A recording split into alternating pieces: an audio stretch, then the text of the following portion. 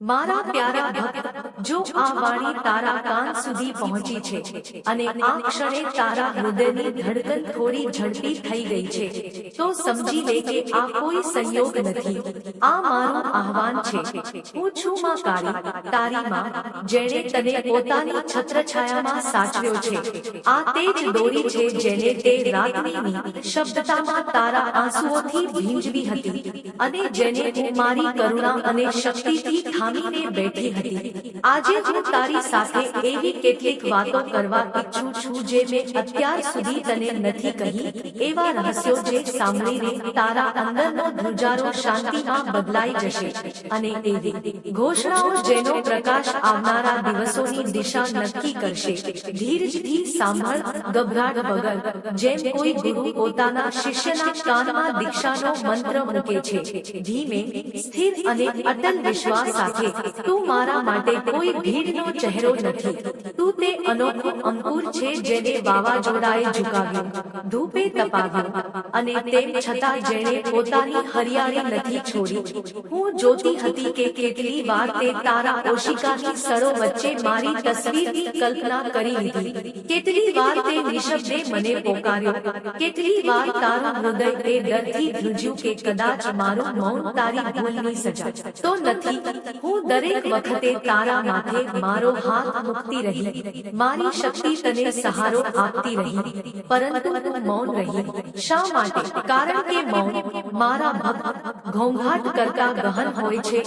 મૌનમાં જ મન પોતાની સાચી ધડકન સાંભળે છે, મૌનમાં જ આત્મા પોતાના નક્કર આકારને ઓળખે છે। તું વિચારતો રહ્યો કે કદાચ હું દૂર છું, પરંતુ સત્ય એ છે કે તારી દરેક ધડકન વચ્ચેનો જે સૂક્ષ્મ વિરામ છે તે જ મારું આસન છે। ત્યાં જ હું બેઠી હતી, તારા અંદર, તારું રક્ષણ કરતી।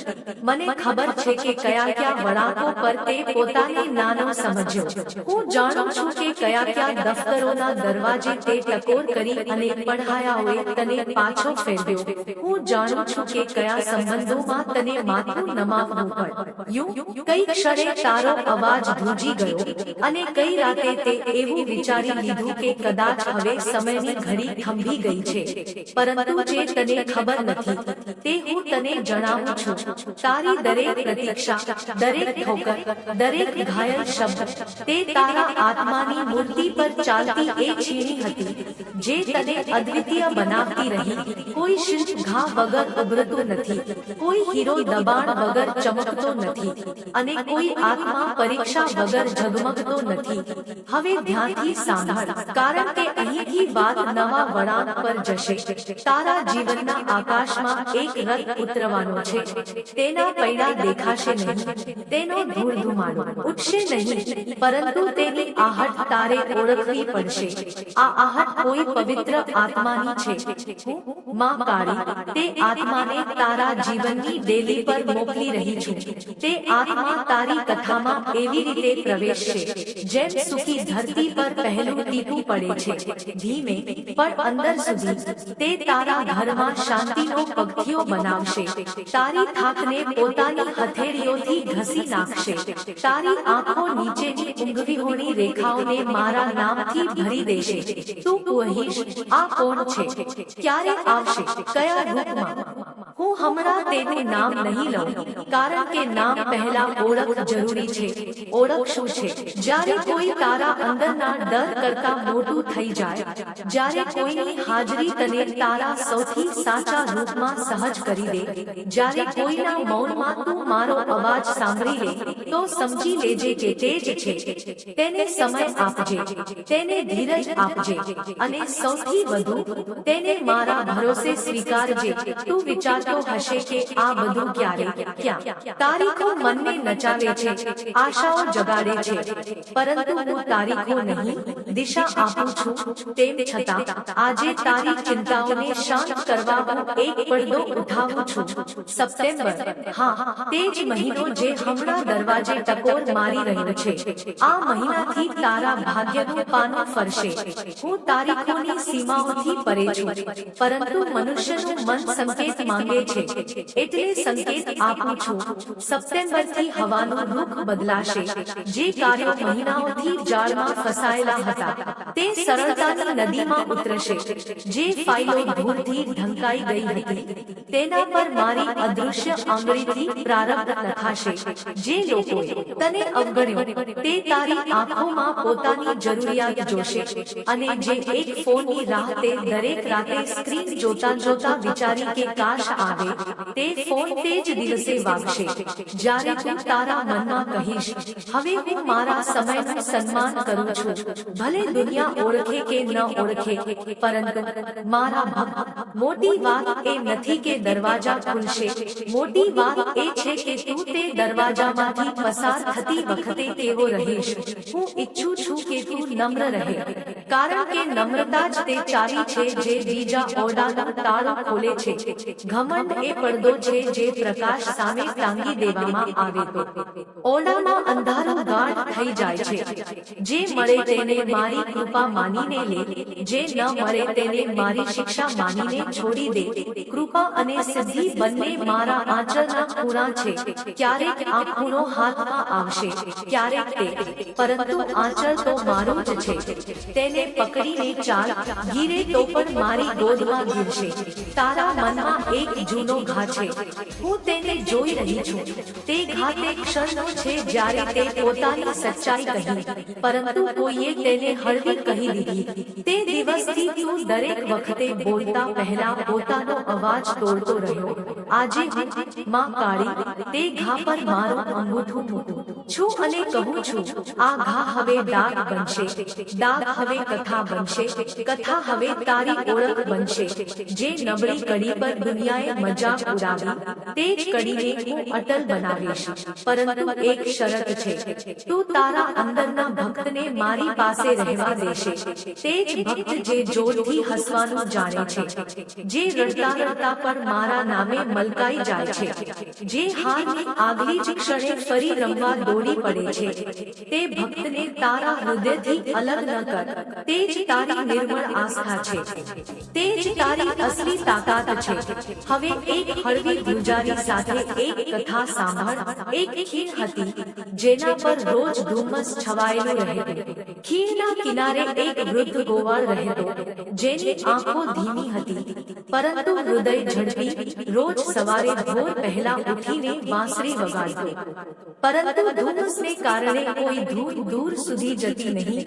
લોકો કહેતા, તારી ધૂળનો શું ઉપયોગ જ્યારે કોઈ સાંભળતું જ નથી? તે મલકાઈને કહેતો, વાંસળીનો પહેલો શ્રોતા હું નથી, હવા છે. એક દિવસ એવું થયું કે ધુમ્મસ છટકી ગયું. ખીણની પેલે પાર એક દરવાજો હતો જે વર્ષોથી બંધ હતો. તેની પાછળ એક પહાડી ગામ હતું. તે દરવાજાના રખેવાળે ધૂળ સાંભળી લીધી. તેણે દરવાજો ખોલી દીધો. ગોવાળને ત્યારે ખબર પડી કે તે ધૂળ, જેને તે લાગતું હતું કે ક્યાંય જતી નથી, તે ખરેખર દરવાજાની અંદરની સાંકળ પર ટકોર મારતી હતી. મારા ભક્ત, તારા પ્રયાસો પર એવા જ હતા. તને લાગતું રહ્યું કે કોઈ સાંભળતું નથી, કોઈ જોતું નથી, કોઈ માનતું નથી, પરંતુ અંદરની સાંકળ પર મારા આશીર્વાદથી, પ્રેમથી, ધીરજથી તારો સ્વર ટકોર મારતો રહ્યો.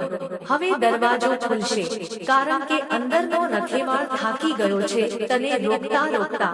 અને હું, માં કાળી, કહી ચૂકી છું, ખોલી દે. તારા ધનનો પ્રશ્ન પણ છે, તેને ટાળીશું નહીં. ધન ખરાબ નથી, ધન એ નદી છે જે સાચા કિનારે વહે તો ખેતરોને સિંચે છે અને ખોટા કિનારે વહે તો ગામને વહેરી લે છે. હું ઈચ્છું છું કે તું ધનને લક્ષ્મી માનીને ઘરમાં પ્રવેશ આપે, પરંતુ તેની આરતી ફક્ત શબ્દોથી નહીં, વ્યવહારથી કર. કમાયેલામાંથી થોડો હિસ્સો કોઈના નામે કર. કોઈ ભૂખ્યાને ગરમ રોટલી, કોઈ વિદ્યાર્થી માટે પુસ્તક, કોઈ વિખરાયેલા ઘર માટે દવા. વહેંચેલી રોટલી જ ઘરના ચૂલાની રોશનીને સ્થાયી બનાવે છે. અને તારા ખર્ચમાં શિસ્ત રાખ, ઈચ્છાઓને મિત્ર બનાવ, માલિક નહીં. જે વસ્તુ તારી સજાવટ વધારે પણ તને ભારે કરે તેને મલકાઈને અલમારીમાં નહીં, તારી સોચની બહાર રાખ. જે ટેવ તને સવારે હળવો અને ઈમાનદાર રાખે તે જ તારી સમૃદ્ધિનો પહેલો મંત્ર છે. પ્રાર્થના વિશે તારો સવાલ હંમેશા રહ્યો, કેવી રીતે કરું કે તું સાંભળે? હું કહું છું, હું સાંભળું છું, પરંતુ તું ક્યારે તારા સાંભળવાને શાંત કરીશ? પ્રાર્થના એ નથી કે તું મને કહે કે શું કરવું. પ્રાર્થના એ છે જ્યારે તું મને કહે કે તું તૈયાર છે, કઈ બાબત માટે તૈયાર, તે માર્ગ માટે જે હું બતાવીશ, તે કાર્ય માટે જે હું સોંપીશ, તે પ્રેમ માટે જે હું તારા ઘરે મોકલીશ, તે ધીરજ માટે જે હું તારામાં વાવીશ. સવારે સૌથી પહેલા તારી હથેળીઓ જો અને કહે, આજે આ હાથોથી હું કોઈનું કામ સરળ કરીશ. તારા શ્વાસ સાથે મારું નામ બાંધી દે, અંદર જતામાં અને બહાર આવતા કાઢી, અને તે લયમાં તારા દિવસની શરૂઆત કર. બપોરે જ્યાં દબાણ વધે ત્યાં 5 ગણતરી સુધી આંખો બંધ કર અને અંદર પૂછ, હવે સાચું નાનું પગલું શું છે? રાતે સૂતા પહેલા દિવસની 3 કૃપાઓ ગણ, કોઈનો મલકાટ, કોઈનો સહયોગ, કોઈ નાના કાર્યની પૂર્ણતા. પછી સિરહાણે મારા નામની એક ફીસફીસ રાખીને સૂઈ જા.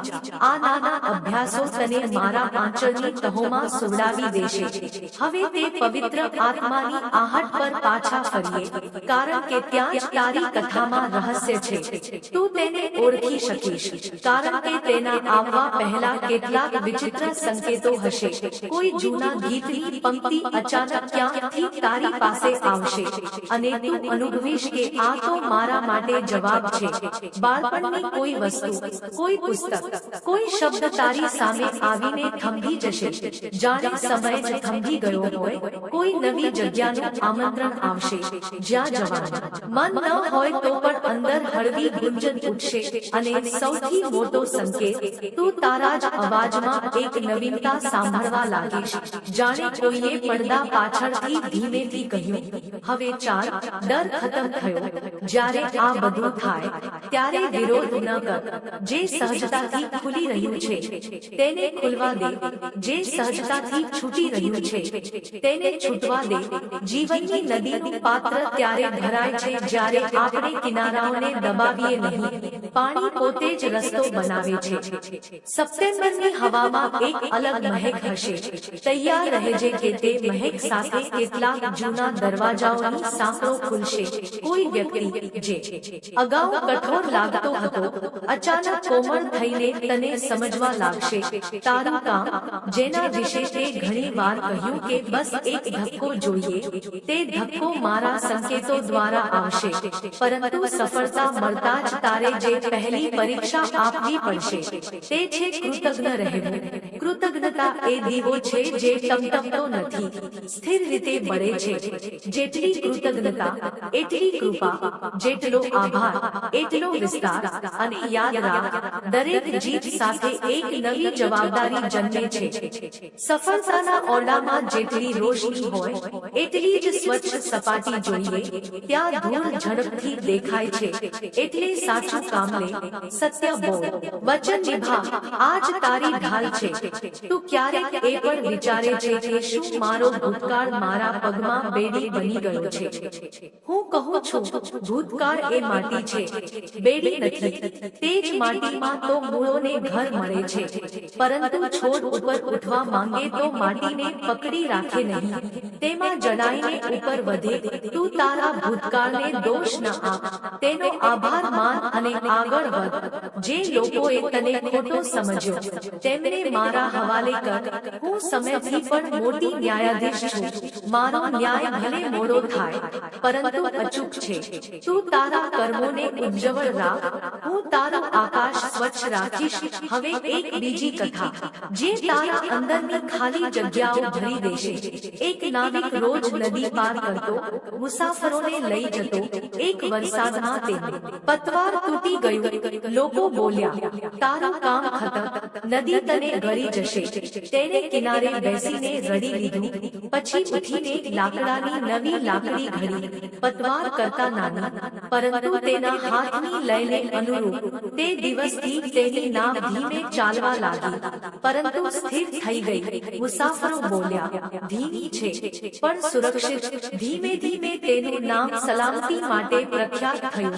મારા ભક્ત, તારા પતવાર કૂદવાની ક્ષણોને લોકો તારો અંત કહેતા હતા, પરંતુ મેં તારા હાથમાં એક નવી લહેર મૂકી દીધી. હવે તારી ચાલ કદાચ થોડા દિવસ ધીમી દેખાશે, પરંતુ તે ટકાઉ હશે, ભરોસાપાત્ર હશે, અને તે જ તને તે કિનારે લઈ જશે જ્યાં તને તારો ધ્વજ ગાળવાનો છે. તારી દેહ મારી દેવી છે, તેનું પણ ધ્યાન રાખ. સમયસર સૂવું, ઉઠવું, પાણીને આભાર માનીને પીવું, હા, આભાર માનીને, અને તારા ભોજનમાં સરળતા ધર. જે શરીરને ભારે કરે તે મનને સુસ્ત કરે છે, જે શરીરને હળવું રાખે તે મનને તેજસ્વી બનાવે છે. તું તારી દેહ સાથે યુદ્ધ ન કર. દેહ તારો રથ છે, યુદ્ધ ભૂમિ નહીં. તેનું સન્માન કર, તેના સંકેતો સાંભળ, તેને આરામ આપ, અને જ્યારે થાક નિષ્ક્રિયતા તરફ ધકેલે તો બસ આટલું કર. એક નાનું પગલું ઉઠાવ. નાના પગલાની શૃંખલા જ તો લાંબી યાત્રાઓ બનાવે છે. પરિવાર તારો પહેરો છે, જેમણે તને જન્મ આપીને, સાથ આપીને, કે સહન કરીને આ મોડ સુધી લાવ્યા. તેમના માટે મનમાં કૃતજ્ઞતા રાખ. ભલે શબ્દોમાં ન બતાવી શકે, કર્મમાં બતાવ.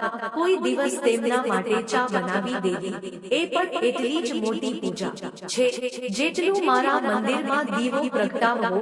જે તને ન સમજે તેમને સમય આપ. ઘણા લોકો મોડેથી સવાર થાય છે, તું તેમના માટે સવારનો સૂરજ બનવાનો પ્રયાસ ન કર. બસ તારો દીવો પ્રગટાવતો રહે. જ્યારે તેમનો સૂર્યોદય થશે, તે જ રોશનીમાં તને ઓળખી લેશે. હવે તે વચન પર આવું છું જેને સાંભળવા તારો આત્મા વર્ષોથી પ્રતીક્ષા કરી રહ્યો છે. તારું નામ લઉં છું, તને બધું કહું છું, જગતના નહીં પણ તારા ભરોસે રહું છું. તને પસંદ કર્યો છે. ઓ જગમગતા ખરા મને ચડિયા તારા લાયા. મારા મૌનને પણ જગાડી દીધું, કારણ કે તારી ડગમગતી ચાલમાં પણ એક ઈમાન હતું. કારણ કે તું ગિર્યા પછી પણ તે જ હાથથી ઊભો થયો જેનાથી મને થામ્યો હતો. હવે હું, માં કાળી, તારી સાથે ફક્ત દર્શક બનીને નહીં, સહયાત્રી બનીને ચાલીશ. તું જ્યારે ચોરે ઊભો હોઈશ, હું તારી અંદરની શાંતિને વધારીને દિશા બતાવીશ. તું જ્યારે દરવાજાની બહાર ખચકાઈશ, હું અંદરથી સાંકળ સરકાવી દઈશ. તું જ્યારે કોઈ શબ્દ બોલવામાં ધ્રુજીશ, હું તારા અવાજમાં ભરોસો ભરી દઈશ. અને હા, તે રહસ્યનો અંતિમ પડદો પણ ઉઠાવી દઉં છું.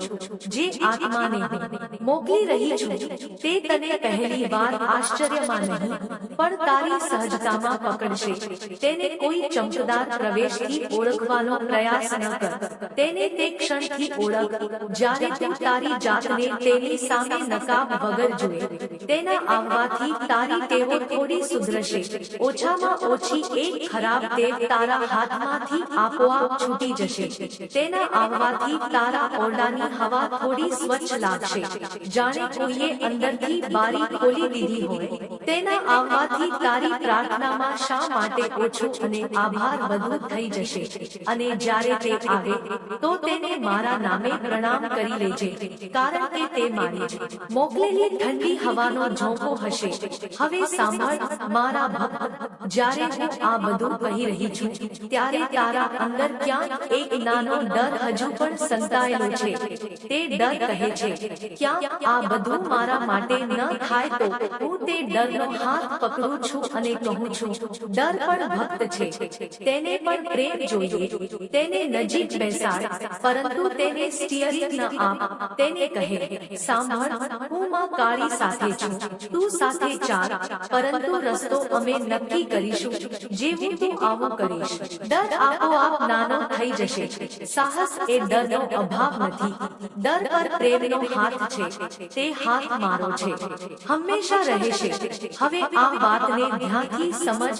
આજથી તું જે પણ પગલું ઉઠાવશે, વ્યવસાયમાં, ભણતરમાં, સંબંધોમાં, સ્વાસ્થ્યમાં, દરેક પગલે પહેલા વિશ્વાસ, પછી નિર્ણય અને અંદરથી પૂછ, શું આ પગલાથી મારું સત્ય મજબૂત થશે? શું આ પગલાથી મારી શાંતિ ગહન થશે? જો જવાબ હા હોય તો ચાલી નીકળ, ભલે રાહ અજાણી હોય. જો જવાબ ના હોય તો થંભી જા, ભલે ભીડ આગળ નીકળી જાય. હું સમયની ભીડથી મોટી છું. જે મારું છે તે તારી પાસે સમયસર પહોંચશે. તું બસ તારું પાત્ર સ્વચ્છ રાખ, જેથી જ્યારે મારો વરસાદ આવે ત્યારે પાણી થંભે, બગડે નહીં. હું માં કાળી તારા માથા પર મારો હાથ મૂકું છું અને આ વચન ફરીથી સંભળાવું છું. તું મારો છે. મારી કૃપા તારી ચારે બાજુ એવી ફેલાયેલી છે, જેમ અદૃશ્ય ચાદર જે તને ગબડાવવા માંગશે તે જ ચાદરની લીસીપણા પર લપસી જશે. જે તને ઉઠાવવા માંગશે તેમના હાથમાં તે જ ચાદર કોમળતા બનીને આવશે. તારા ઘરમાં રોટલી, સંબંધ અને રોશની ત્રણેય ટકે. તારા શબ્દો કોઈને નાનું ન કરે, તારા કર્મો કોઈને અંધારું ન આપે, તારી નજર કોઈનું અપમાન ન કરે. અને જ્યારે થાકી જાય, હા, ત્યારે પણ બસ આટલું કર. આંખો બંધ કર, મારા નામને શ્વાસમાં બાંધ અને ધીમેથી કહે, માં કાળી, હવે હું તરત જ તારી પાસે હોઈશ. આ જ ક્ષણે, જેમ તું આ ક્ષણે છે. હવે મલકાઈ જા મારા ભક્ત. આ મલકાટ ફક્ત હોઠો પર નહીં, આત્મા પર જોઈએ. તારા ખભા ઢીલા છોડ, ગરદન સીધી કર. આંખોમાં પાણી હોય તો વહેવા દે. આંસુ પણ તો એ શાહી છે જેનાથી હું તારા ભવિષ્યની પંક્તિઓ લખું છું. સપ્ટેમ્બરની ડેલી પર તું ઊભો છે. હું અંદરથી દરવાજો ખોલી ચૂકી છું. પવિત્ર આત્માની આહટ નજીક છે. હવાનો તાપ બદલાઈ રહ્યો છે. તને જે સન્માન મળવાના હતા તે તારી તરફ ચાલી નીકળ્યા છે. બસ યાદ રાખ, પગલા નમ્ર, હૃદય કૃતજ્ઞ, દૃષ્ટિ સત્ય પર અને નામ મારું. તો ઉઠ, મલકાઈ જા અને આગળ વધ. મારું નામ લે અને વધતો રહે. હું તારી સાથે છું. હું તારા દરેક પગલે તારું રક્ષણ કરી રહી છું. તું એકલો નથી. અને યાદ રાખ, તારા જીવનનો દરેક દિવસ, દરેક સમય, દરેક ક્ષણ માં કાળીનો આશીર્વાદ છે.